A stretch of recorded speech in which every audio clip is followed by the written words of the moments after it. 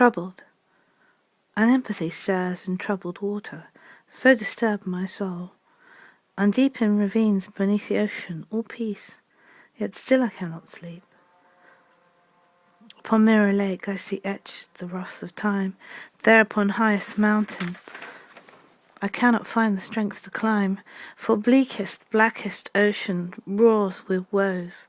Upon deepest midnight water crash waves upon rocks far from home. Yet in this froth, spume and white, I cannot turn to spite. My heart, all red and pumping, attempts to guide me back from anxiety to panic attack. I live in valleys of fear and hide my face with shame, for 'tis but a mind of madness that bringeth the thunder and the rain.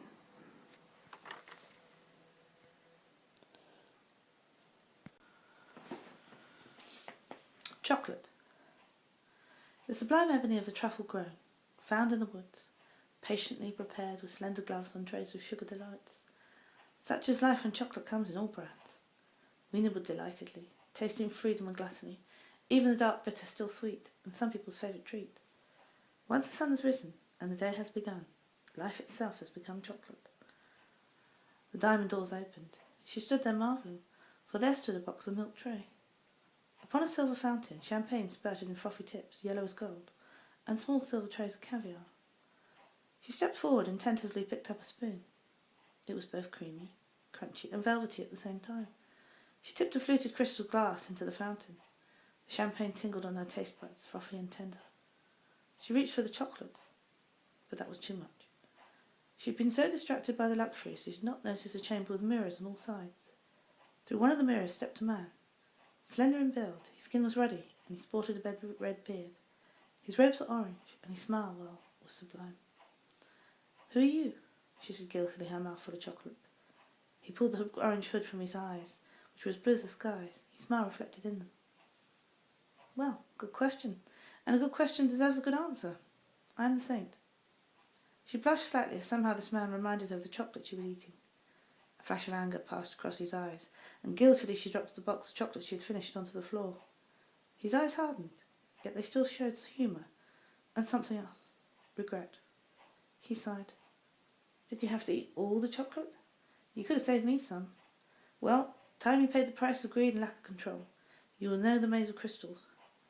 First you must choose your looking glass." She was still guiltily licking the sticky fingers. She wiped her fingers on her dress and concentrated. She looked down. Her tattered rags had turned into a glorious deep blue dress, with a jewelled strap and pink butterflies with silver wings encrusted on the silk. The saint sniffed appreciatively, and her scent was that of flowers and butterflies and reeds in the sea breeze. "That's better. Look in the mirrors. Each leads to a different path. Choose wisely, for each reflection is slightly different, each an aspect of you dark and light. Challenge is." Here he looked to one side and whispered in her ear. His whiskers tickled pleasantly. "Find the master within yourself." She looked surprised. "Not the mistress." "You are the mistress, the master of yourself.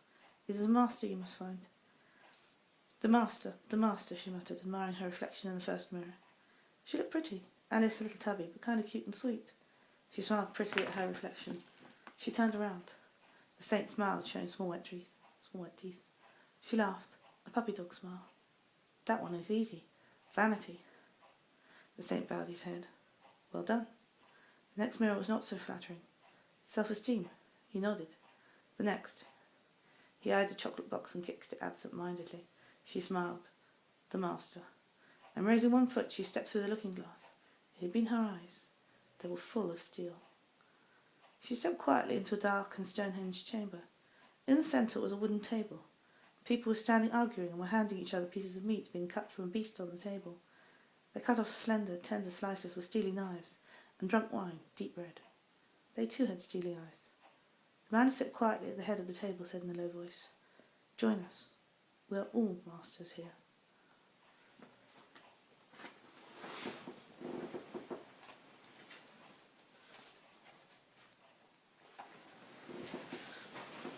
The Jedi Messiah. She sat talking pensively. Her nails were broken and her shirt was torn. Her face stained with invisible tears of harlequin. Her life was black, tattered rags she had kept hidden under false glamour and piercing eyes. Yet those rags she had patiently sewn together and worn, expecting one day for a handsome prince to take her to the ball. Yet life is not a fairy tale. There would be no handsome prince, but her eyes were now magical.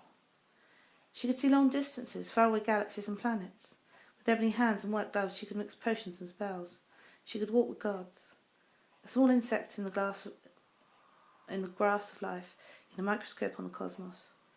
Yet her pain ran so deep that rivers of blood washed her soul with burning ashes, and she wreathed and fell and cried out for help. "Someone help me!" Yet all she became was a butterfly, living but for one day in glory and beauty, yet only destined to be caught in a net and put in a collector's box. The butterfly catcher caught her in the net, and wriggling round she secretly escaped through a tiny hole, and with delighted laughter escaped into the night sky. She would live and forever remain a butterfly. Yet now her wings were dark as night, and she giggled in glee. She became human again, and stood in tattered rags, black as a crow. There amongst the desert pyramids lay the maze of crystals. She walked to a tree, and with a cloth hand pulled off the twigs and broke off a staff. She stood tall and pulled a hood down to cover her face. She walked quietly towards the diamond doors, glancing nervously to each side. Something moved behind her, light feet. She turned around, sweeping her staff from side to side, feet glued to the ground in fear. "Who goes there?" Sniffling laughter. Out from behind a red berry bush stepped a dark figure, stick-thin, with a scarecrow's face and a sinful grin. Slowly he reached out and tore the berries from the bush. "You cannot enter," he cried, voice long and thin. He broke off a branch and swept his staff in a circle. The evil eye appeared, scratched in the dust. Suddenly the diamond doors disappeared, and instead were long dark corridors of pain that seemed to have no end. And patches of poppies were on the wall. Every night was empty, and every day was pain. Once a week a door opened, and the scarecrow sat there still. They spoke long. He threatened her with oblivion. She loved him. Then the corridors began again. Cold water and Gestapo torture. As the blood ran red down her leg, her womb ached with heaviness, the heaviness of life. One day, once she had loved him enough, the doors opened and bright sunshine met her empty step. Her eyes hypnotized with pain and her spirit broken. She walked back to the houses, but pain was her addiction that nothing could repair. They showed her to a cold cell. One hard bed, a glass of water stood on a dim windowsill. She took the glass, broke it, and cut her throat. As she sawed away with the broken glass, she found tears mixing with the blood and could not do it. She covered the wound with bloody rags and stumbled out the door. Bright sunshine met her eyes, and she stumbled and fell. A dog, gentle, full of peace, noticed her blood spilling on the pavement. He took her home, fed her honey and jam, and patiently licked her wounds. "Animals don't go to hell," she murmured sleepily, and awoke to see a dark face above her. The dog smiled and frolicked around with delighted laughter and puppy tails. They ate bread and jam and sunbathed on the terrace naked. The dog would protect her always and be her friend, but she was to keep this life on one basis only. She was only ever to drink water, except to catch a scarecrow.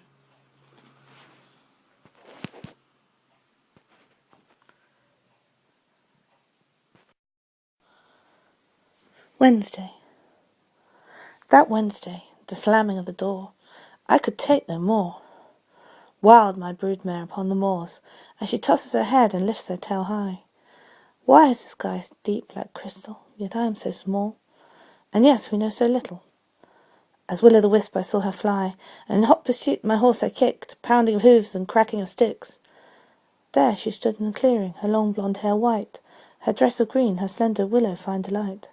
And she laughed, fairy-tongued. I dismounted and led my white mare, for she smiled at me and stood there, and upon open palm lay an acorn. We planted the seed and spoke long, long, long evening sun, of shallow lights and evening bees. We spoke of magic, earth and trees.